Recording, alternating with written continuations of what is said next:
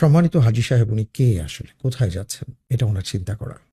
ওনাকে আল্লাহ তাআলা কিভাবে বাছাই করেছেন, এটা যদি একটু ভেবে যেতে পারেন তাহলে উনি নিজেকে উপলব্ধি করতে পারবেন। যেমন মনে করেন যে এই বছর আমরা জানি যে বাংলাদেশ থেকে প্রায় ৭৫ থেকে ৭৮,০০০ প্লাস লোকজন যাবেন। আপনি যদি ২০ কোটির মধ্য থেকে ৭৫,০০০ মানুষকে ভাগ করেন তাহলে কত হাজারে কয়জন পড়ে? আপনি হয়তো পাবেন যে ৪,০০০, ৪,৫০০ একজন হতে পারে, কথার কথা। বা আপনি ২,৫০০, ৩,০০০ একজন হতে পারে। বিষয়টা এইভাবে আমরা চিন্তা করতে পারি যে একটা গুরুত্বপূর্ণ পদের জন্য ২,৫০০ মানুষ সেখানে সিভি জমা দিয়েছে, ট্রাই করেছেন, কিন্তু সেখান থেকে একজনকে মাত্র নেওয়া হবে। ওই ২,৫০০-এর মধ্যে তিনি একজন।